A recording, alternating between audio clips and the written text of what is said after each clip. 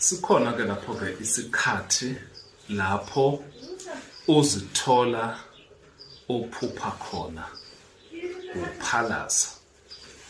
Kuyenzeka kulesinye isikhathi ubone ukuthi yini lena lo iphalazako.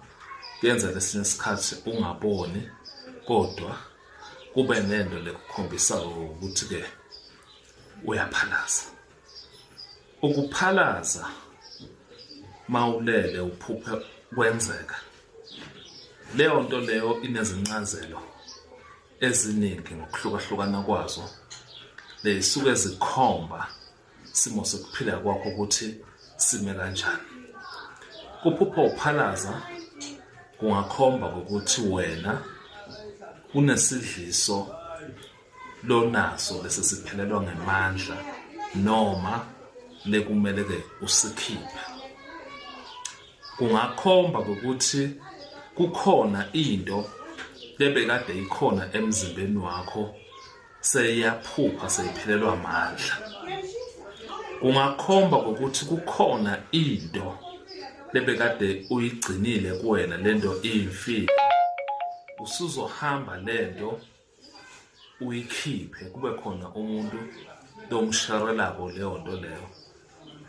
Kungakhomba ukuthi wena kunento lekugula lokukhona lapha emzimbeni wakho lekufuna ke kuhambe ke ukhishwe noma ke sekuphelelwa ke ngamandla. Kwesinye isikhathi ke kungakhomba ukuthi wena kumele uye kophalaza kuphi nendawo, ngoba la ephusheni kuyenzeka bakukhombe kwesinye isikhathi umuntu omaziyo noma ke umuntu ongamazi uphalaza ekhaya lakhe noma ke akuphalazise. Lokusuke kuyizinkomba zokuthi ke kukhona ke into lekufuna ke ayilaphe le kugula lokungaphakathi.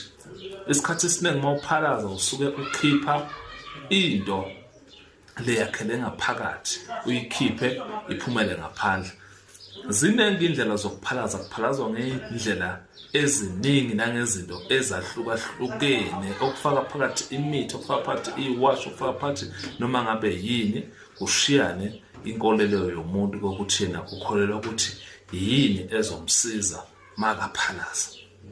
Kuphalaza ke kubalekile kakhulu ngoba kuyakwazi ukuthi kukhiphe umoya wesifuthefuthe. Uthole ukuthi kukhona into leyenzekile lebokade lento uyikhonzile noma ke uyithanda kwase sekuba nokubhidlika noma ke kuba nokushabalala kwayo leyo nto leyo. Ngenkathi uphalaza uyakwazi ukukhipha leso ke sibhongo